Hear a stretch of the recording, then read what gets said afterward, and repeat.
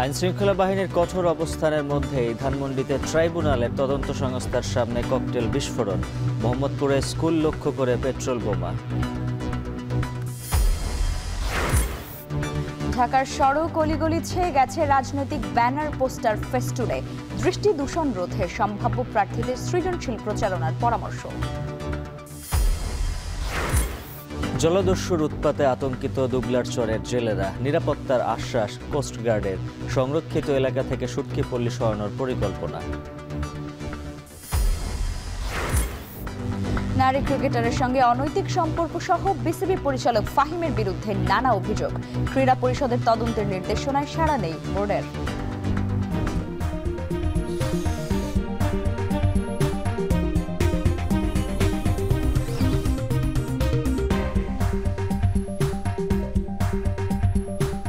স্বাগত। এখন সকালে পুরো আয়োজন জুড়ে সঙ্গে আছি আমরা দুজন, আমি লাইবা জান্নাত এবং আমি উজ্জ্বল হাফিজ। জুলাই আগস্টের অভ্যুত্থানের একটি মামলায় শেখ হাসিনার বিরুদ্ধে রায়ের তারিখ নির্ধারণ এবং একে ঘিরে 13ই নভেম্বর আওয়ামী লীগের লকডাউন কর্মসূচির কারণে রাজধানী সহ দেশব্যাপী নিরাপত্তা ব্যবস্থা জোরদার করেছে পুলিশ। আন্তর্জাতিক অপরাধ ট্রাইব্যুনাল সহ গুরুত্বপূর্ণ স্থানে নেওয়া হয়েছে বাড়তি নিরাপত্তা। তবে এরই মধ্যে মঙ্গলবার রাতে রাজধানীর ধানমন্ডিতে আন্তর্জাতিক অপরাধ ট্রাইব্যুনালের তদন্ত সংস্থার কার্যালয়ের সামনে একটি ককটেলের বিস্ফোরণ ঘটে। এছাড়া মোহাম্মদপুরের প্রিপারেটরি স্কুলে পেট্রোল বোমা নিক্ষেপ করেছে দুর্বৃত্তরা। তবে এসব ঘটনায় কেউ হতাহত হয়নি। পুলিশ বলছে, রাত 12টার পরপর দুটি মোটরসাইকেলে 4 জন এসে স্কুলটি লক্ষ্য করে পরপর দুটি পেট্রোল বোমা নিক্ষেপ করে পালিয়ে যায়। আর ধানমন্ডিতে রাত 8:15টার দিকে ট্রাইব্যুনালের তদন্ত সংস্থার সামনে মোটরসাইকেলে 2 জন এসে ককটেলের বিস্ফোরণ ঘটিয়ে পালিয়ে যায়। এছাড়া ধানমন্ডি 27 নম্বরে ঝটিকা মিছিলের প্রস্তুতির সময় 2 যুবলীগ নেতাকে আটক করেছে পুলিশ। আমাদের এখানকার এখন সার্বিক পরিস্থিতি স্বাভাবিক এবং আমরা এখানে পর্যাপ্ত ফোর্স মোতায়েন করা আছে। আমরা নিরাপত্তার বিধানে আমরা একদম সতর্ক আছি। এদিকে রাজধানীর পুরান ঢাকার সূত্রাপুর এলাকায় ফায়ার সার্ভিস এর গেটে মালঞ্চ পরিবহনের একটি বাসে আগুন দিয়েছে দুর্বৃত্তরা। মঙ্গলবার সন্ধ্যা 7টার দিকে সূত্রাপুর ফায়ার স্টেশনের গেটে এ ঘটনা ঘটে। ফায়ার সার্ভিসের কন্ট্রোল রুমের ডিউটি অফিসার রাফি আল ফারুক বলেন, সূত্রাপুরে মালঞ্চ পরিবহনের একটি বাসে আগুনের ঘটনা ঘটে। ফায়ার সার্ভিসের একটি ইউনিট গিয়ে পরে আগুন নিয়ন্ত্রণে আনে। এই ঘটনায় কেউ হতাহত হয়নি বলেও জানান তিনি। এর আগে সোমবার গভীর রাতে যাত্রাবাড়িতে 2টি এবং উত্তরায় একটি বাসে আগুন লাগার ঘটনার কথা জানিয়েছে ফায়ার সার্ভিস।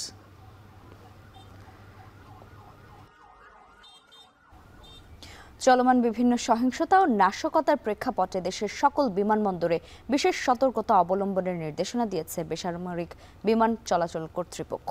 এরই ধারাবাহিকতায় দেশের সকল বিমানবন্দরের সিসিটিভি ক্যামেরার মাধ্যমে সার্বক্ষণিক নজরদারি, যানবাহন পেট্রোল এবং ফুড পেট্রোল বাড়ানোর সহ মনিটরিং ব্যবস্থা আরও জোরদার করা হয়েছে। সম্ভাব্য অনাকাঙ্ক্ষিত পরিস্থিতি মোকাবেলায় তাৎক্ষণিক সকল ব্যবস্থা গ্রহণের প্রস্তুতি রাখা হয়েছে বলেও জানানো হয়েছে।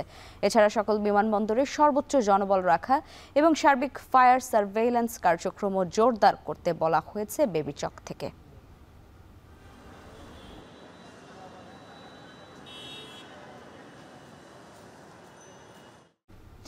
চাঁদপুরের ফরিদগঞ্জের রুহুল আমিন নামে এক বিক্রয় প্রতিনিধিকে গুলি করে হত্যা করেছে দুর্বৃত্তরা। মঙ্গলবার রাত 10:30টার দিকে উপজেলার রুস্তমপুর এলাকায় হত্যাকাণ্ডের এই ঘটনাটি ঘটে।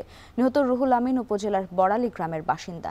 তিনি বেঙ্গল গ্রুপের বিক্রয় প্রতিনিধি হিসেবে কর্মরত ছিলেন। পুলিশ জানায়, কাজ শেষে রাতে মোটরসাইকেলে করে বাড়ি ফিরছিলেন রুহুল। এ সময় রুস্তমপুর দিয়ে যাওয়ার পথে মোটরসাইকেল করে এসে 2 ব্যক্তি তার সাথে থাকা টাকা ছিনিয়ে নেয়। এ সময় রুহুল তাদের তাড়া করলে গুলি করে পালিয়ে যায় ছিনতাইকারীরা। এতে ঘটনাস্থলে মৃত্যু হয় তার। পরে পুলিশ গিয়ে মরদেহ উদ্ধার করে। জড়িতদের গ্রেপ্তারে অভিযান শুরু করেছে পুলিশ।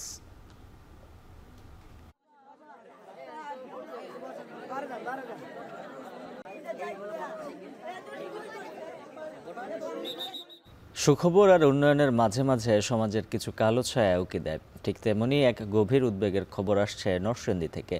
দিনের আলো নিভে গেলে এই জনপদ পরিণত হয় এক অনিরাপদ রাজ্যে। রাতের পাশাপাশি এই আতঙ্ক কখনো ভর করছে দিনের আলোতেও।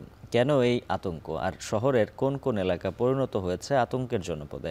কাউসার আমাদের ছবিতে আরও জানাচ্ছেন রাকিবুল ইসলাম।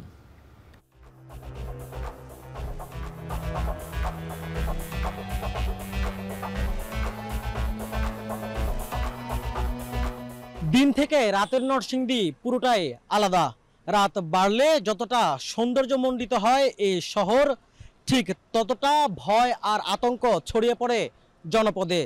এখন টেলিভিশনের অনুসন্ধান বলছে শহরের অন্তত ডজন খানেক পয়েন্টে প্রায়শই ঘটছে ছিনতাইয়ের ঘটনা। সারাদিনের ব্যস্ত নরসিংদী সন্ধ্যার পরেই ফাঁকা হতে শুরু করে।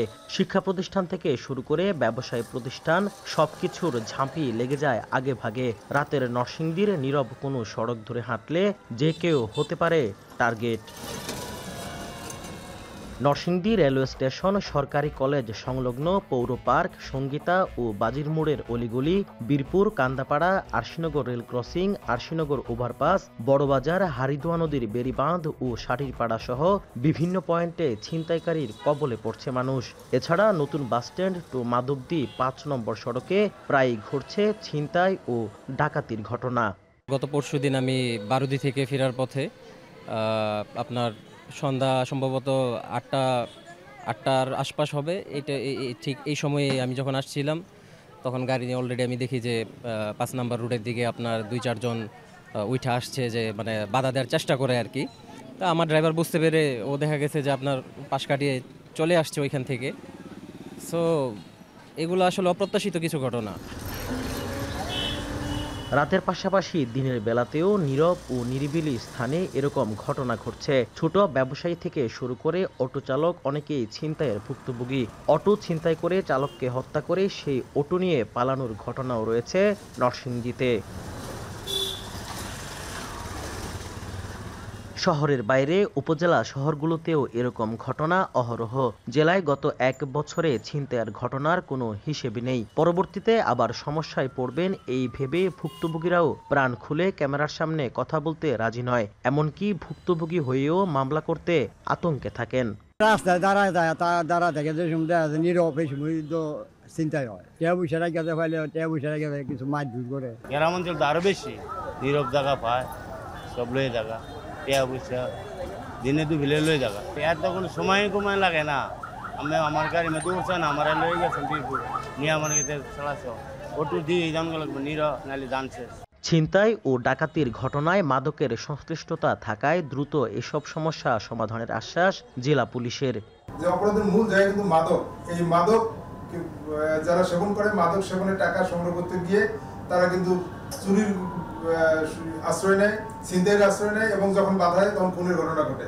তো এই মাদককে আমরা যদি নিয়ে আসতে পারি এবং চুরি ডাকাতির সাথে যারা জড়িত তাদেরকে যদি আমরা দ্রুত আইনের আওতায় আনতে পারি তাহলে এটা অতি দ্রুতই কমে যাবে। আমরা স্পটগুলো শনাক্ত করেছি এবং আমাদের অভিযান চলমান আছে।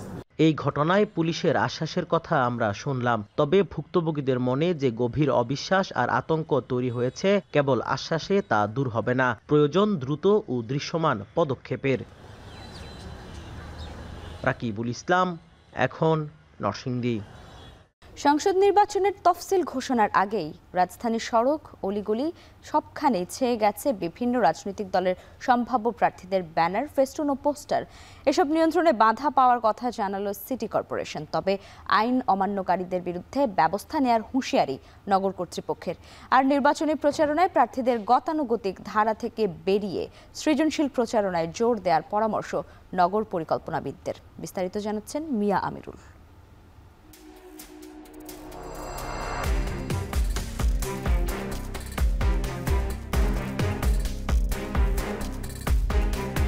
এখনো ঘোষণা হয়নি তফসিল, ভোটের দিনক্ষণ হয়নি চূড়ান্ত।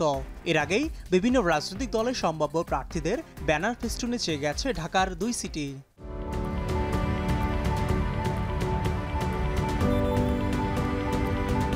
রাজনৈতিক দল, বিভিন্ন সামাজিক সংগঠনের নীতি নির্ধারণীদের আইন অমান্যের এই মহোৎসবে আক্রান্ত রাজধানীর সড়ক, অলিগলি থেকে মেট্রো রেলের পিলার, ফ্লাইওভার সহ বিভিন্ন গুরুত্বপূর্ণ স্থাপনা। মানা হয়নি পোস্টারের কোনো নির্দিষ্ট আকারও। পোস্টারের জঞ্জালে বাদ যায়নি 24-এর গণঅভ্যুত্থানের স্মৃতিচিহ্ন। চারদিকে যেন দৃষ্টি দূষণের প্রতিযোগিতা। এ নিয়ে নগরবাসীও বিরক্ত। খুব সুন্দর সুন্দর স্থাপনাগুলি, ব্যানারগুলি লাগিয়ে এটাকে অসৌন্দর্য করে ফেলা যায়। একজন ভোটার হিসেবে আমরা এটাই চাই যেন যেই প্রার্থী মানে তারা পোস্টার, ব্যানার, পেস্টুন যেভাবে যেখানে লাগাক সীমিত পরিসরে। পোস্টারে তো বেহি লেখে, বেহি তো ভালোই লেখে, আমলিকের আমলও লাগছে, বিএনপির আমলও লেখে, জামাতও লেখে। এখন ডিজিটাল যুগ, তো এইভাবে পোস্টার না লাগিয়ে ফেসবুক আছে, ডিজিটাল মাধ্যম আছে। অথচ নির্বাচনী প্রচারণায় রাজনৈতিক দল ও প্রার্থীর আচরণবিধিতে ইসি এবার পোস্টারের ব্যবহারে নিষেধাজ্ঞা রেখেছে। বিলবোর্ড ব্যবহারেও সীমিত করা হয়েছে। আর দেয়াল লিখন ও পোস্টার লাগানো নিয়ন্ত্রণ আইন 2012 অনুযায়ী পোস্টার ব্যবহারেও নিয়মাবলী রয়েছে। কিন্তু ত্রয়োদশ জাতীয় সংসদ নির্বাচন সামনে রেখে যে কোনো সময় চেয়ে প্রচারণায় প্রার্থীদের পোস্টার ছাপানোর মাত্রা বেড়েছে কয়েক গুণে। রাজনৈতিক বিশ্লেষকরা বলছেন, তফসিল ঘোষণার আগে প্রার্থীর প্রচারণায় ইসির আচরণবিধি মানার বাধ্যবাধকতা না থাকার সুযোগ নিচ্ছে রাজনৈতিক দলগুলো। তফসিল ঘোষণার আগেই রাজনৈতিক দলগুলো অনেক টাকা খরচ করে ফেলছে, যেটা নৈতিকভাবে ঠিক না। আর দুই হচ্ছে, আমাদের যে আইনটার কথা বললাম 2012 সালে, এই আইন অনুযায়ী এগুলো অবৈধ। কাজে এটা নিয়ে এক্ষুনি যে যথাযথ কর্তৃপক্ষ যারা আছে তাদের এখনই পদক্ষেপ নেওয়া দরকার। স্মার্ট না হয়ে পরিবেশ ধ্বংস করে, দৃষ্টি দূষণ করে দিয়ে মানুষের বিরক্তির উদ্যোগ যদি আপনি শুরুতেই করেন, তাহলে আপনি কিভাবে পরবর্তীতে জনপ্রতিনিধি হলে আবার মানুষের ভালোবাসা অর্জন করার জন্য সঠিক কাজটা করবে। অবশ্যই আমাদের প্রচারণার ক্ষেত্রে জনবান্ধব এবং পরিবেশ বান্ধব প্রচারণা কৌশল নির্ধারণ করতে হবে। বছরব্যাপী এসব অপসারণে বিভিন্ন কার্যক্রম হলেও সাম্প্রতিক সময়ে বিভিন্ন বাধা পাচ্ছে সিটি কর্পোরেশন। রাজনৈতিক এই চাপ গত এক মাসে অতিমাত্রায় বেড়েছে বলে জানিয়েছে ঢাকা উত্তর সিটি। আমরা প্রতিদিনই এই কাজগুলো করছি, তবে যেটা বলেছি যে আমরা এখন আগের যে কোনো সময়ের চেয়ে অনেক অনেক বেশি বাধার মুখোমুখি হচ্ছি। রাজনৈতিক দলগুলো সহ যারা ব্যানার পোস্টার লাগাচ্ছেন তাদেরকে আমরা চিঠি দেব যেন তারা এগুলো না লাগায় বা তাদের ব্যাপারে ব্যবস্থা গ্রহণের ব্যাপারে আমাদের সিটি কর্পোরেশন থেকে কেন্দ্রীয়ভাবে ব্যবস্থা গ্রহণ করা হবে। প্রয়োজন আমরা পত্র যোগাযোগ আমরা করে তাদেরকে বলবো, অনুরোধ করব তারা যেন এটি সরিয়ে নেয়। তো তারপরে যদি সরিয়ে না নেয় তখন আমরা সিটি কর্পোরেশনের আমাদের ঊর্ধ্বতন কর্তৃপক্ষ আছে কথা বলে আমরা সেগুলো ব্যবস্থা নেব। নিরাপদ ও সমৃদ্ধ শহরের বার্তা ছড়ানো রাস্তার মোড়ে মোড়ে এসব ব্যানার, ফেস্টুন, বিলবোর্ড প্রচারের চেয়ে যেন জনমনে ক্ষোভের মাত্রা বাড়িয়ে তুলছে।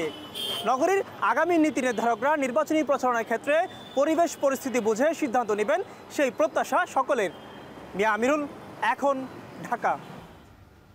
রাজনীতির ময়দানে ঐক্য যেন মরীচিকার মতো। আলোচনার টেবিল ছেড়ে বিতর্ক এই সময় পার করছেন রাজনৈতিক দলগুলো। জুলাই সনদের বাস্তবায়ন আর গণভোটের সময় নিয়ে ঐক্যমত্য সুর মিলবে কিনা তা নিয়ে দেখা দিয়েছে সংশয়। রাজনৈতিক বিশ্লেষকরা বলছেন, দলের চেয়ে জনগণের স্বার্থকেই গুরুত্ব দেওয়া উচিত। সাজিদ আরাফাতের প্রতিবেদনে বিস্তারিত। সোজা আঙ্গুলে যদি ঘি না ওঠে, আঙ্গুল পাকা করব।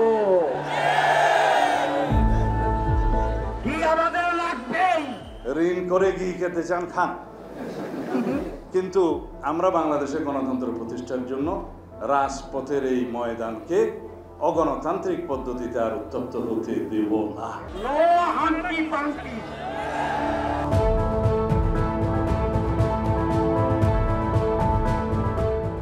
মাঠে ময়দানে সেমিনারে চলছে কথার লড়াই, পাল্টাপাল্টি মন্তব্য, নতুন নতুন শব্দ যুক্ত হচ্ছে রাজনৈতিক অভিধানে। নিজেদের অনড় অবস্থানের পক্ষে এভাবেই সওয়াল করছেন রাজনৈতিক দলের শীর্ষ নেতৃবৃন্দ।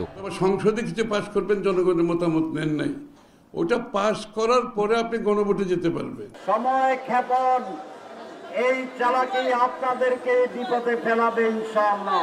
পিআর বাস্তবায়ন কিভাবে হবে, গণভোটের দিনক্ষণ বা কবে, এসব প্রশ্নে আলোচনা ছেড়ে রাজপথে নেমেছে রাজনৈতিক দলগুলো। জুলাই সনদ বাস্তবায়ন আদেশ ও জাতীয় নির্বাচনের আগে গণভোট আয়োজনের পক্ষে অবস্থান জামায়াতের, আর ঠিক উল্টো অবস্থানে বিএনপি। যেন এক বিন্দুতে পৌঁছানো পাহাড় ডিঙানোর মতোই কঠিন কাজ। গণভোট যদি জাতীয় নির্বাচন আগে হয়, তাহলে 80% লোক রিফর্ম সংস্কারের পক্ষে ভোট দিবে। নন ইস্যুকে ইস্যু করে এখানে নানা রকমের সংকট সৃষ্টির চেষ্টা করছে। রাজনৈতিক দলগুলোর রোজকার কথায় স্পষ্ট হচ্ছে অনৈক্যের সুর। এমন বাস্তবতায় শুরু হয়ে গেছে ফেব্রুয়ারির নির্বাচনের ডামাডোল। তবে কি নির্বাচনী রেলে চেপে গন্তব্যে পৌঁছানোর সংকল্পে ঐক্যের সুর বাজবে না? গণভোটের মধ্য দিয়ে এই জুলাই সনদের আইনি ভিত্তি দেওয়ার কাজটা আপনি সূচনা করতে পারেন। এখন বলছে রাজনৈতিক দলগুলোকে সিদ্ধান্ত নিতে হবে 7 দিনের মধ্যে, নাইলে আমরা সিদ্ধান্ত নেব। আপনারা রেফারি হয়ে হাত দিয়ে একটা গোল দিয়ে দিয়েছেন। এমন প্রশ্নে বিশ্লেষকরা বলছেন, দলের চেয়ে জনগণের চাওয়াকেই এগিয়ে রাখতে হবে রাজনীতিবিদদের। পাশাপাশি রাজনৈতিক বক্তব্য দেওয়ার ক্ষেত্রে শীর্ষ নেতাদের শব্দচয়নে গুরুত্ব দেওয়ার পরামর্শ তাদের। এই রাষ্ট্র যে নাগরিকের, সেই অনুধাবন রাজনৈতিক দলগুলোর মধ্যে খুব সামান্যই আছে। তো সিনিয়রদের উচিত হলো সবসময় সংযত থেকে কথা বলা। আমরা তো একটা ক্রাইসিসের মধ্যে দিয়ে যাচ্ছি। একদিকে নির্বাচনী প্রস্তুতি, অন্যদিকে সংস্কার। রাজনৈতিক দলগুলোর বিপরীতমুখী অবস্থান ভোটের ময়দানকে করে তুলেছে অস্থির। সংকট সমাধানে ঐক্যমত্যে পৌঁছাতে বড় দলগুলোকে ছাড় দেওয়ার মানসিকতা নিয়ে আলোচনার টেবিলে বসার আহ্বান বিশ্লেষকদের। এটি এমন কোনো অনতিক্রম্য সমস্যা নয় যে বিএনপি জামায়াত ইসলামী একত্রে বসলে সমস্যার সমাধান হবে না, এরকম কিছু না। তবে আমার মনে হয় যে সেই অবস্থা যে জিদের একটা অবস্থা হয়ে গেছে, যে রাজনৈতিক ময়দানে জিদাজিদিত সর্বনাশের কারণ হয়ে দাঁড়াতে পারে। এরই মধ্যে আলোচনার টেবিলে বসতে জামায়াতের আহ্বান নাকচ করেছে বিএনপি। তবে রাজপথের দখল নিতেও মরিয়া উভয় দল, যা উত্তপ্ত সময়েরই ইঙ্গিত দিচ্ছে। বিশেষজ্ঞরা বলছেন, জনগণের স্বার্থে বদলাতে হবে পুরনো রাজনৈতিক সংস্কৃতি। জনগণের রাজনীতির যে প্রবণতা, সেটা এই জনমনস্তত্ত্ব আমাদের মনস্তাত্ত্বিক বা আমাদের নৃতাত্ত্বিক বৈশিষ্ট্যের সাথে সংশ্লিষ্ট। এটা আগে মনে রাখলে আমাদের আর এই মানে ঝামেলা হবে না।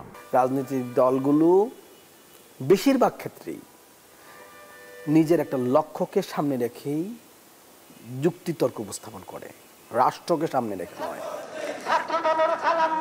ক্ষমতার লোভ লালসা আর দলীয় স্বার্থের ঊর্ধ্বে উঠে ঐক্যের সুরে সুর মেলাবেন রাজনীতিবিদরা। নানা পথ নানা মত মিলবে একই মোহনায়, প্রত্যাশা দেশবাসীর। গণভোট ছাড়া বাংলাদেশে নির্বাচন হবে না।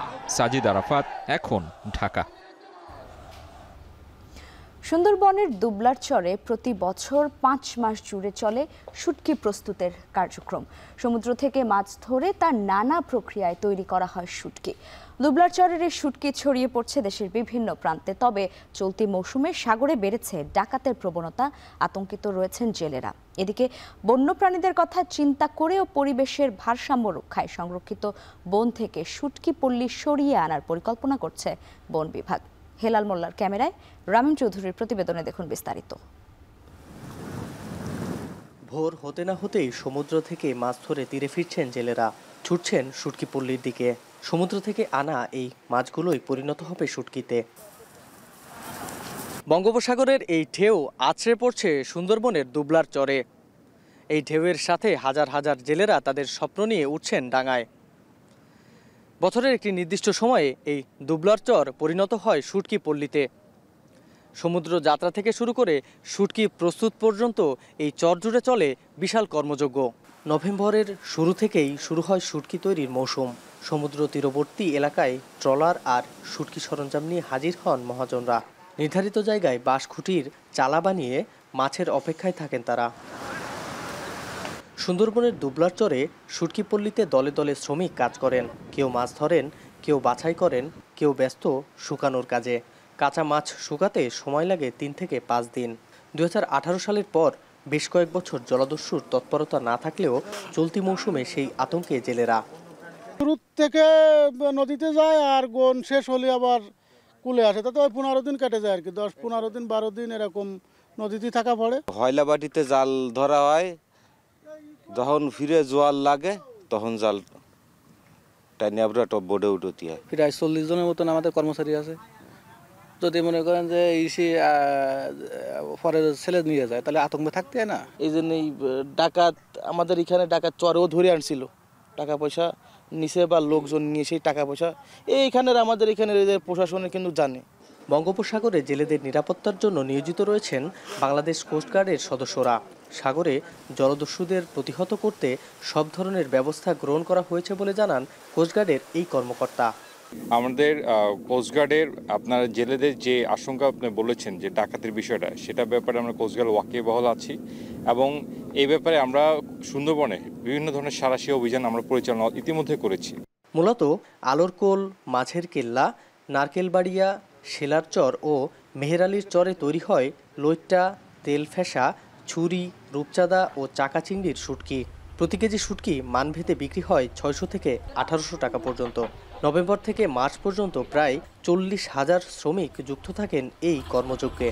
সুপেয় পানি, স্যানিটেশন সমস্যাসহ নানা প্রতিবন্ধকতা উপেক্ষা করে 5 মাস ধরে সমুদ্র তীরের শুটকি তৈরির যজ্ঞে ব্যস্ত থাকেন শ্রমিকরা। ব্যক্তিগতভাবে যদিও এটি যুগ যুগ ধরে চলে আসছে, তবে আমি এখন মনে করি যে এটি কিন্তু বনের জন্য একটি ক্ষতিকর প্রভাব ফেলছে। বনের এখানে শুটকিকে কেন্দ্র করে যে পরিমাণ লোকজন এবং জেলেরা এখানে বাস করে বা থাকে, এটা আগে একটা সময় একভাবে থাকতো। তারা খুবই টেম্পোরারি কিছু ঘরবাড়ি বানিয়ে এবং ওখানে ইয়ে করে থাকে, বা তারা সেইভাবেই তারা দিন কাটাতো।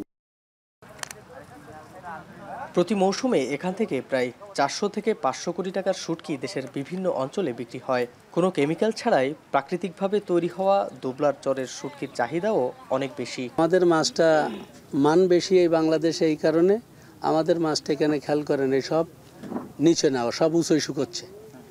এই উঁচুই শুকোলে একে তো ভালো লাগে না, তারপরে বিভিন্ন রাখি করে মানে স্টক হয়, এই মালটা 1 বছর রাখা যায়। এদিকে দুবলার চরের এই শুটকি পল্লী দেশের অর্থনীতিতে ভূমিকা রাখলেও ক্ষতি করছে সুন্দরবনের। 5 মাসের সময়ে মানুষের ফেলা বর্জ্য নষ্ট করছে বনের ভারসাম্য। সংরক্ষিত বনাঞ্চলে গড়ে ওঠা বাজার ও মানব চাপে ক্ষতিগ্রস্ত হচ্ছে সুন্দরবন। তাই দ্রুত পল্লী সংরক্ষিত বন থেকে সরিয়ে না নিলে বড় হুমকির মুখে পড়বে সুন্দরবনের জীববৈচিত্র্য। নানা সমস্যার বেড়াজাল ভেদ করে পরিবার পরিজন ছেড়ে প্রতিবছর হাজার হাজার মানুষ এই শুটকিপল্লীর নানা কাজে লিপ্ত হন। এখানকার মানুষ বছরের পর বছর সমুদ্রের ডাকে সাড়া দিয়ে আসছেন। সকলেরই একটাই দাবি, নিরাপদ একটি ডাকাতমুক্ত সমুদ্র। সুন্দরবনের দুবলারচর থেকে রামিম চৌধুরী, এখন। মানিকগঞ্জ সদর উপজেলার প্রতি বছরই বাড়ছে করলার আবাদ। স্বল্প সময় ও কম খরচে ভালো লাভের আশায় কৃষকরা ফসল চাষে আগ্রহী হচ্ছেন। তবে চলতি বছর বৃষ্টি আর কম দামের কারণে কৃষকরা পড়ছেন বিপাকে। খরচের বিপরীতে লাভ তোলা কঠিন হয়ে যাচ্ছে বলে জানিয়েছেন তারা। আসাদুজ্জামানের প্রতিবেদনে বিস্তারিত। মানিকগঞ্জ সদর উপজেলার জাগির, গড়পাড়া, দিঘি ও কৃষ্ণপুর ইউনিয়নের শত শত কৃষক বাণিজ্যিকভাবে করলার চাষ করছেন। কম খরচ ও সময়ের কারণে দিন দিন বাড়ছে চাষ। স্থানীয় চাহিদা মিটিয়ে এখানে উৎপাদিত করলা চলে যাচ্ছে দেশের বিভিন্ন বাজারে। উপজেলার কৃষ্ণপুর ইউনিয়নে করলার আবাদ বেশি হওয়ায় গড়ে উঠেছে 2টি অস্থায়ী আড়ত। গত বছর 1 বিঘায় উৎপাদিত করলা বিক্রি করে আয় হতো লাখ টাকার কাছাকাছি। কিন্তু এবছর বারবার বৃষ্টিতে ফলন কমে গেছে, সঙ্গে কমেছে বাজার দরও। লাভ তো পরের কথা, খরচ উঠে কিনা তা নিয়েই দুশ্চিন্তা কৃষকের। আগের বছর তাও 20 টাকা বুনছিলাম, তাও কিছু আইছে। এবার মনে করেন বৃষ্টির কারণে মার গেছে। প্রচণ্ড পরিমাণের বৃষ্টি ছিল, এর কারণে গাছে ফলনটা তেমন হয়নি। যারা আগে বুনছিল তারা মোটামুটি ভালো ফলন করছে। আমি যেখানে নিয়ে বিক্রি করি ওই জায়গায় আমার পাইকারি দেখে মাল ভালো, আমার মাল সবার আগে নিয়ে যায়, কই মালও আপনি ভালো নেন। যাত্রাবাড়ি, গাউচিয়া, তারপরে নিমসা, 1 নাম্বার, বলিবাদ্দর, এইসব জায়গায় নিয়ে বিক্রি করি।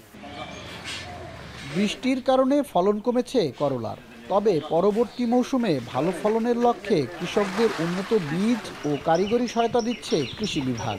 কৃষকরা আরও বেশি যেন মুনাফা অর্জন করতে পারেন, সেজন্য আমরা কৃষি সম্প্রসারণ অধিদপ্তর মানিকগঞ্জ সদর থেকেই আমরা বিভিন্ন ধরনের আধুনিক জাত এবং ওপি এবং হাইব্রিড জাত কৃষককে আমরা দিচ্ছি। আমরা বিভিন্ন ধরনের সহযোগিতা বা এই জাতটি সম্প্রসারণে আমরা কৃষকদের পাশে কাজ করছি। লাভের আশায় করলার আবাদ বাড়লেও বাজারের অস্থিরতায় সেই আশায় ভাটা পড়েছে। আগামী মৌসুমে ভালো ফলন পেলে ফের কৃষকের মুখে হাসি ফুটবে। আসাদুজ্জামান, এখন, মানিকগঞ্জ। মেহেরপুরের প্রকৃতিতে মিলছে শীতের আগমনী বার্তা। হিমেল হাওয়া আর কুয়াশায় ঢেকেছে চারপাশ। এ নিয়ে বিস্তারিত জানাতে মেহেরপুর থেকে যুক্ত হচ্ছেন মুজাহিদ আল মুন্না। মুন্না, শুভ সকাল আপনাকে। মেহেরপুরের শীতের আমেজ কেমন দেখছেন জানাবেন আমাদের, আর আরেকটু জানাবেন বর্তমানে তাপমাত্রা কেমন থাকছে?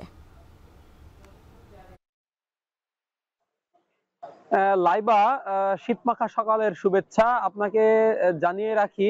মেহেরপুর কিন্তু শীতের জেলা হিসেবেই পরিচিত এবং গত কয়েক সপ্তাহ আগেই কিন্তু আমি মেহেরপুরের শীতের যে আগমনী বার্তা সেই খবর আমি দিয়েছিলাম, কিন্তু গত কয়েকদিন থেকে কিন্তু শীতের যে মাত্রা সেটা কিন্তু অনেকটাই বেড়ে গেছে। আমি যদি আজকের কথা বলি, অর্থাৎ মেহেরপুর চুয়াডাঙ্গা এই অঞ্চলের যে আঞ্চলিক আবহাওয়া অফিস, তারা কিন্তু আজ সকাল 6টায় মেহেরপুর এবং চুয়াডাঙ্গা এই অঞ্চলের সর্বনিম্ন তাপমাত্রা রেকর্ড করেছে 14.3 ডিগ্রি সেলসিয়াস।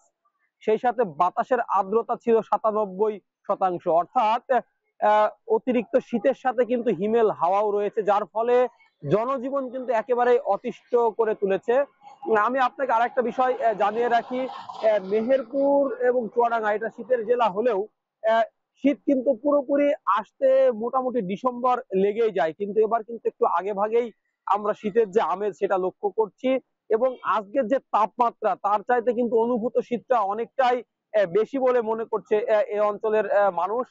আমি সকালে বের হয়ে বেশ কয়েকজনের সাথে কথা বলেছি, বিশেষ করে যারা দিনমজুর, খেটে খাওয়া রিক্সা চালক, ভ্যান চালক, এদের সাথে কথা বলেছি। তারা আমাকে জানিয়েছেন এবার কিন্তু শীতটা অনেকটাই বেশি বলে মনে হচ্ছে। অর্থাৎ নভেম্বরের এই যে মাঝামাঝি সময়ে, অর্থাৎ আজকে নভেম্বরের 12 তারিখ, এখনই কিন্তু এত শীতটা অন্য বছর কিন্তু আসে না, কিন্তু এবছর কিন্তু সেটা অনেকটাই আগে ভাগে চলে এসেছে। অর্থাৎ 15 থেকে 20 দিন আগেই কিন্তু মেহেরপুরে শীতের আমেজ শুরু হয়েছে। এর ফলে কিন্তু যারা সাধারণ খেটে খাওয়া মানুষ তারা কিন্তু এক ধরনের সংকটের মধ্যেই পড়ে যাবে বলে তারা আমাকে জানিয়েছেন। একদিকে তাদের যেমন শীত নিবারণের ভালো কোনো পোশাক নাই, আবার অপরদিকে অতিরিক্ত শীত যদি পড়ে সেই ক্ষেত্রে তারা কিন্তু ঠিক মতো কাজ করতে পারে না। অর্থাৎ যারা রিক্সা চালক, ভ্যান চালক বা ইজি বাইক চালক, এরা কিন্তু শীতের কারণে ঠিক মতো গাড়ি চালাইতে পারে না। আবার যারা দিনমজুর, যারা দিন মজুরি করে, তারাও কিন্তু অতিরিক্ত শীতের ফলে কাজ কিন্তু ঠিক মতো করতে পারে না। এর ফলে কিন্তু তাদের এক ধরনের সংকট নেমে আসে। আমি আরেকটা বিষয় বলে রাখি, এই যে আগে ভাগে শীত পড়ার কারণে বা আবহাওয়া পরিবর্তনের সাথে সাথে কিন্তু বিভিন্ন ধরনের রোগ বালাই কিন্তু বাড়ছে। বিশেষ করে আবহাওয়া জনিত যে সমস্ত রোগ, বিশেষ করে ঠান্ডা, জ্বর, কাশি, নিউমোনিয়ার এই প্রকোপ কিন্তু বাড়ছে। তাই মেহেরপুর জেনারেল হাসপাতাল সহ আশেপাশে যে সমস্ত ক্লিনিক গুলো রয়েছে সেখানে কিন্তু ঠান্ডা জনিত রোগীর চাপ কিন্তু বাড়ছে। তাই আমি চিকিৎসকের সাথে কথা বলেছি, তারা আমাকে জানিয়েছেন, একজন চিকিৎসক আমাকে জানিয়েছেন যে এই শীতের হাত থেকে বা আবহাওয়া জনিত রোগের হাত থেকে বাঁচার জন্য বাড়ির বয়োজ্যেষ্ঠ এবং শিশুদেরকে নিরাপদ বা সাবধানে থাকার পরামর্শ দিয়েছেন। লাইবা, এই ছিল আমার কাছে মেহেরপুরের শীত পরিস্থিতি। মেহেরপুর থেকে যুক্ত ছিলেন মুজাহিদ আল মুন্না, জানাচ্ছিলেন শীতের খবর। কয়েক বছর আগে চিকিৎসা সেবার মান বাড়াতে শেরপুর জেলা সদর হাসপাতালকে 100 থেকে 250 শয্যায় উন্নীত করা হয়, কিন্তু দীর্ঘ সময় পার হলেও 100 শয্যার জনবল নিয়েই চলছে হাসপাতালের চিকিৎসা সেবা। এতে রোগীর চাপ বাড়লেও জনবল ও যন্ত্রপাতির অভাবে দেখা দিয়েছে সেবা সংকট। চিকিৎসক, ওষুধ, রোগীর খাবার সংকটে খুঁড়িয়ে খুঁড়িয়ে চলছে হাসপাতালটি। এ বিষয়ে হাসপাতালের তত্ত্বাবধায়ক কথা বলতে না চাইলেও জেলা প্রশাসক জানিয়েছেন উদ্যোগ নেয়ার কথা। শেরপুর থেকে জাহিদুল খান সৌরভের প্রতিবেদনে বিস্তারিত। শেরপুর জেলার প্রায় 16 লাখ মানুষের চিকিৎসা সেবার বৃহৎ প্রতিষ্ঠান এই শেরপুর জেলা সদর হাসপাতাল। শেরপুর জেলা ছাড়াও এখানে চিকিৎসা সেবা নিতে আসেন পার্শ্ববর্তী জামালপুর, ময়মনসিংহ ও বকশীগঞ্জের বেশ কয়েকটি উপজেলার রোগী ও স্বজনরা। 2020 সালের ফেব্রুয়ারি মাসে চাহিদার চেয়েও কম জনবল নিয়ে 100 শয্যা থেকে 250 শয্যায় উন্নীত করা হয় শেরপুর জেলা হাসপাতাল। বর্তমানে হাসপাতালের বহির্বিভাগে প্রতিদিন গড়ে 600 থেকে 700 রোগী চিকিৎসা নিতে আসেন।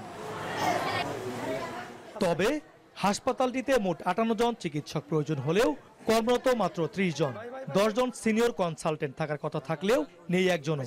মেডিকেল অফিসার 21 জনের বিপরীতে দায়িত্ব পালন করছেন মাত্র 12 জন।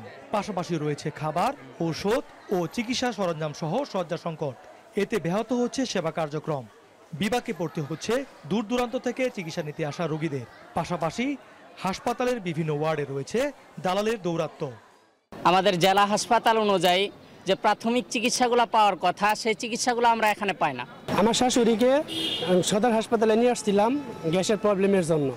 এখানে আসার পরে ম্যাক্সিমাম ওষুধ কিনে নিয়ে আসতে হয়েছে এবং ক্যানোলা সেট সহ সবই কিনে নিয়ে আসতে হয়। 2টা টেস্টই আমার বাইরে দিছে, 2টা টেস্টই আমার বাইরে করা হয়েছে নিজের টাকা দিয়ে। আমি হসপিটালে কোনো কিছু সুযোগ সুবিধা পাইনি। হসপিটাল তবু এখানে আইসিইউ, সিসিইউ এত টাকা ব্যয় আনা হয়েছে, এগুলা চালানোর মতো কোনো দক্ষ লোক নাই। করোনাকালীন সময়ে প্রায় 5 কোটি টাকা ব্যয়ে আইসিইউ ও সিসিইউ ইউনিট ভবন নির্মাণ করা হলেও জনবলের অভাবে চালু হচ্ছে না বিভাগগুলো। এতে আইসিইউ এবং সিসিইউ সেবা থেকে বঞ্চিত হচ্ছেন রোগীরা। অন্যদিকে নষ্ট হচ্ছে কোটি টাকার যন্ত্রাংশ। শিশু ওয়ার্ডে রোগীর সংখ্যা সবচেয়ে বেশি। ধারণ ক্ষমতার কয়েক গুণ বেশি রোগী ভর্তি নিয়ে হিমশিম অবস্থা নার্স ও চিকিৎসকদের।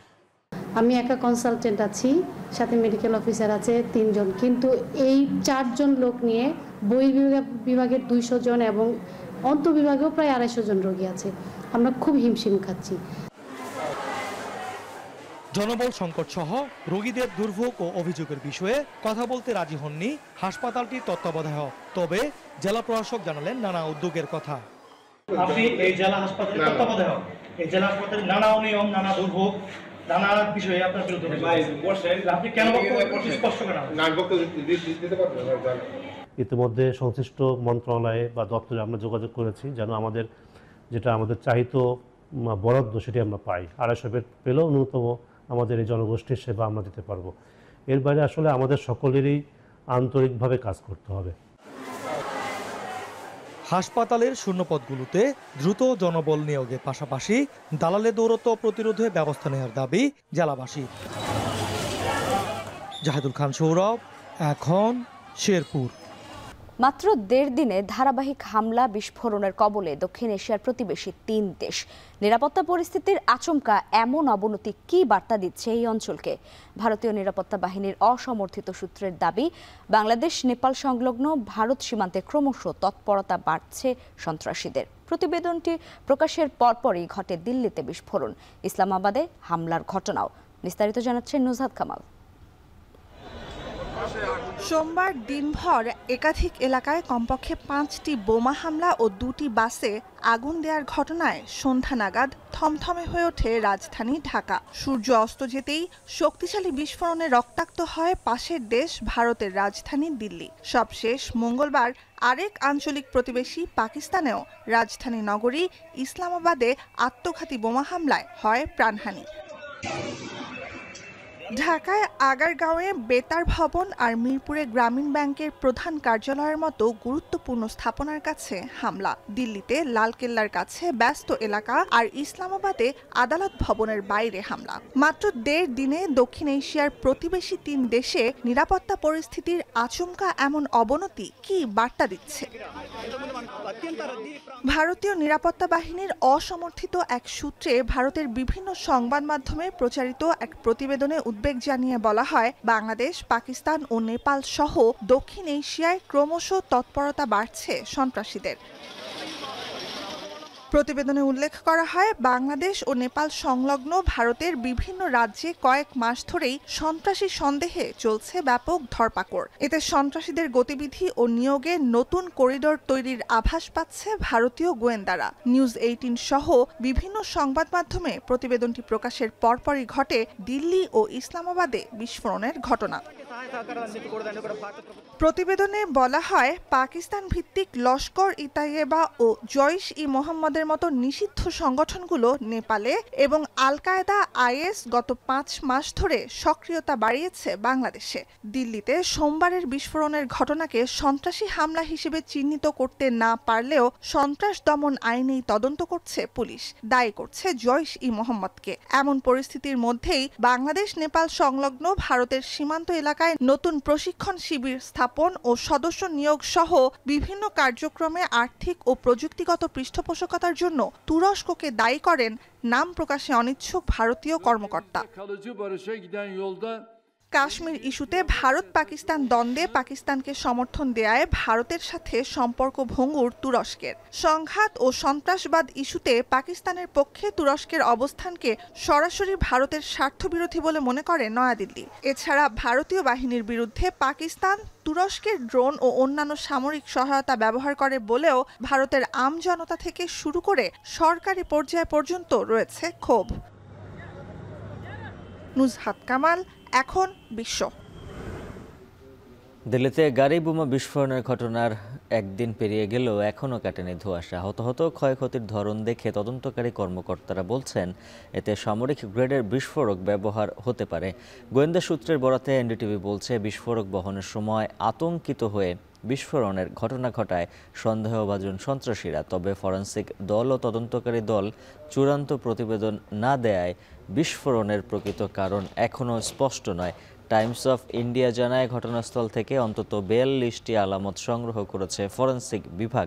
বিস্ফোরণের পর ভারত জুড়ে নিরাপত্তা ব্যবস্থা জোরদার করা হয়েছে। মঙ্গলবার রাতে কাশ্মীরের বিভিন্ন স্থানে চেকপোস্ট বসিয়ে যানবাহনে তল্লাশি চালায় পুলিশ। এছাড়া সোমবারের বিস্ফোরণের ঘটনায় নিহতদের পরিবারের প্রতি শোক জানিয়েছে জাতিসংঘ, কানাডা ও চীন।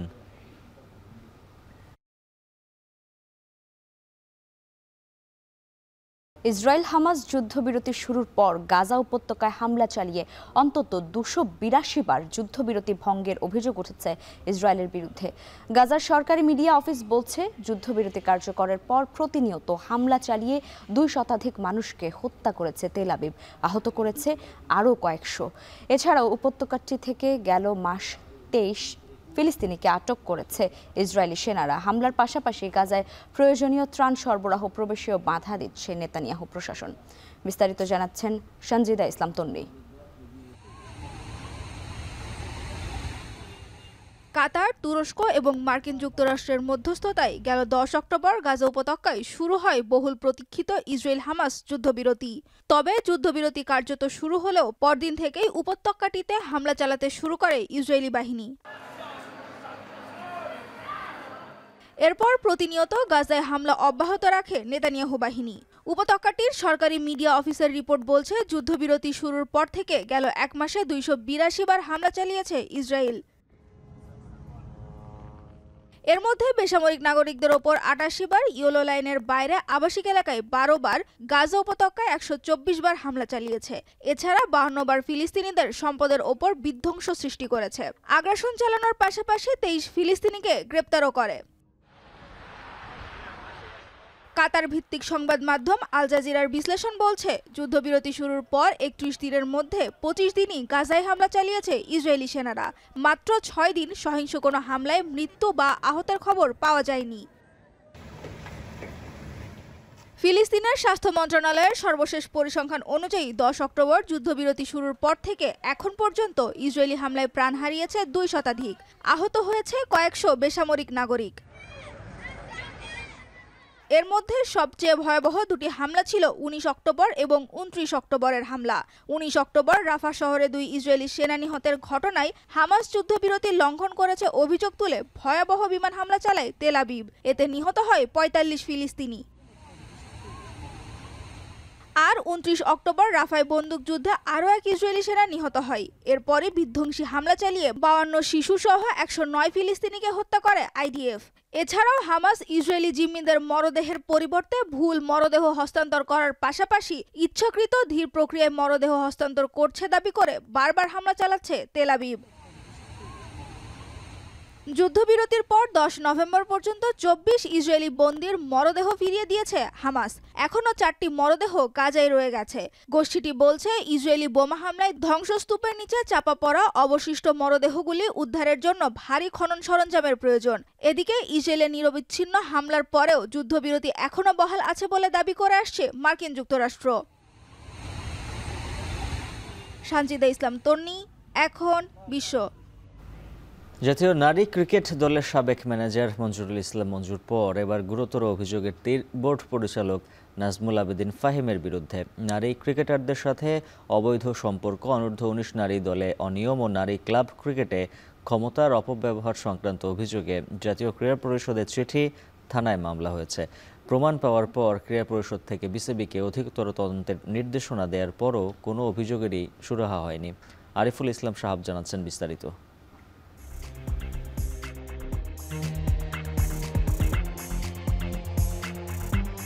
রক্ষকে যখন ভক্ষক, বিসিবির শীর্ষ পদে কি ঘাপটি মেরে বসে আছেন নারী ক্রিকেটারদের জন্য হুমকি হয়ে ওঠা ব্যক্তিরা?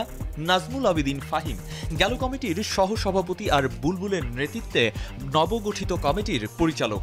নিপাট ভদ্রলোক আর সজ্জন ব্যক্তি হিসেবেই সুপরিচিত, অথচ মুখোশের আড়ালে ভিন্ন চেহারার অভিযোগ অনেকের। এর আগে নারী উইংয়ের চেয়ারম্যান ম্যানেজারের দায়িত্ব পালন করেন 2017 থেকে 2019 সালের সেপ্টেম্বর পর্যন্ত। সে সময়ে নারী ক্রিকেটারদের সঙ্গে তার সম্পর্ক কেমন ছিল? সম্প্রতি সাবেক অধিনায়ক জাহানারা আলমের যৌন নিপীড়নের অভিযোগের পর থেকে ক্রীড়াঙ্গনে তোলপাড় চলছে। এসব নিয়ে কেঁচো খুঁড়তে গিয়ে রীতিমতো সাপের সন্ধান পায় এখন টেলিভিশন। এবছরের 7 সেপ্টেম্বর ক্রীড়া পরিষদে নাজমুল আবেদিন ফাহিমের বিরুদ্ধে একাধিক গুরুতর অভিযোগ আনা হয়। নারী ক্লাব ক্রিকেট অ্যাসোসিয়েশনের পক্ষে করা সেই স্পর্শকাতর চিঠিতে তার নামে উঠে আসে নারী ক্রিকেটারদের সঙ্গে অনৈতিক সম্পর্কের পাশাপাশি বয়স চুরি করে বয়সভিত্তিক দলে অন্তত 10 জন ক্রিকেটারকে খেলানোর অভিযোগ। এ নিয়ে গেল রোববার এখন টেলিভিশনের স্পোর্টস বিষয়ক অনুষ্ঠানে আলোচনা তুলে ধরা হয়। নাজমুল আবেদিন ফাহিমের বিরুদ্ধে যে আপনাদের অভিযোগটা ছিল এবং নাজমুল আবেদিন ফাহিম অনূর্ধ্ব 19 বিভাগে যেই মানে বেশি বয়স্কদের যে গ্রুপে নিয়ে আসলো সেই বিষয়টা কি একটু ব্যাখ্যা করবেন? নাজমুল আবেদিন ফাহিম সাহেব তো এটা ওনার উপর তো অবশ্যই দায় আসবে। উনি যেহেতু ওমেন্সের চেয়ারম্যান, তাহলে নিশ্চয়ই উনি তো সবকিছু জানার পর তো উনি কোনো ব্যবস্থা নেয়নি। এরপর এখন টেলিভিশনের হাতে আসে আরও গুরুতর তথ্য। দল গঠনে দুর্নীতি ও অনিয়ম পাওয়া গেছে জানিয়ে অধিকতর তদন্তের জন্য একটি কমিটি গঠন করতে বিসিবিকে 17 সেপ্টেম্বর চিঠি দেয় জাতীয় ক্রীড়া পরিষদ। যদিও সে তদন্ত প্রতিবেদন আর আলোর মুখ দেখেনি, বিসিবির পক্ষ থেকেও সেটি পুরোপুরি চেপে যাওয়া হয়। অন্তত ফাহিমের বিরুদ্ধে ওঠা অভিযোগের সত্য মিথ্যা যাচাইয়ের পদক্ষেপ নেওয়ার বিষয়ে কোনো কিছু বিসিবির পক্ষ থেকে জানানো হয়নি। এসবের বাইরেও এখন টেলিভিশনের হাতে নাজমুল আবেদিন ফাহিমের বিরুদ্ধে একের পর এক অভিযোগ জমা হতে থাকে। বিসিবির এই পরিচালকের বিরুদ্ধে নারী ক্লাবগুলোকে কুক্ষিগত করে প্রায় 4.5 কোটি টাকার আর্থিক ক্ষতির মুখে ফেলার অভিযোগ তোলে নারী ক্লাব ক্রিকেট অ্যাসোসিয়েশন। এসব অভিযোগ নিয়ে মিরপুর মডেল থানায় একটি মামলাও দায়ের করা হয় অ্যাসোসিয়েশনের পক্ষ থেকে। সাবেক ও বর্তমান কর্মকর্তাদের বিরুদ্ধে একের পর এক অভিযোগে তটস্থ বিসিবি। জাহানারা আলমের অভিযোগের প্রেক্ষিতে এরই মধ্যে তদন্ত কমিটি গঠন করা হলেও নাজমুল আবেদিন ফাহিমের ওপর আসা গুরুতর অভিযোগের আদৌ কোনো তদন্ত হবে কি? আরিফুল ইসলাম সাহাব, এখন, ঢাকা। শেষ করছে এখন সকাল। তার আগে শিরোনামগুলো জানিয়ে দিব আরও একবার। আইনশৃঙ্খলা বাহিনীর কঠোর অবস্থানের মধ্যে ধানমন্ডিতে ট্রাইব্যুনালের তদন্ত সংস্থার সামনে ককটেল বিস্ফোরণ, মোহাম্মদপুরে স্কুল লক্ষ্য করে পেট্রোল বোমা। ঢাকার সড়ক অলিগলি ছেয়ে গেছে রাজনৈতিক ব্যানার, পোস্টার, ফেস্টুনে। দৃষ্টি দূষণ রোধে সম্ভাব্য প্রার্থীদের সৃজনশীল প্রচারণার পরামর্শ। জলদস্যুর উৎপাতে আতঙ্কিত দুবলারচরের জেলেরা, নিরাপত্তার আশ্বাস কোস্টগার্ডের। সংরক্ষিত এলাকা থেকে সুটকে পল্লী সরানোর পরিকল্পনা। এবং নারী ক্রিকেটারের সঙ্গে অনৈতিক সম্পর্ক সহ বিসিবি পরিচালক ফাহিমের বিরুদ্ধে নানা অভিযোগ। ক্রীড়া পরিষদের তদন্তের নির্দেশনায় সাড়া নেই বোর্ডের। দর্শক, আর এই ছিল এখন সকালে। এখন টেলিভিশন ওয়েবসাইটে দেখতে ভিজিট করুন এখন.টিভি। ফেসবুকে দেখুন facebook.com/tv.এখন, আর সরাসরি ইউটিউবে দেখতে ভিজিট করুন youtube.com/c/echontv।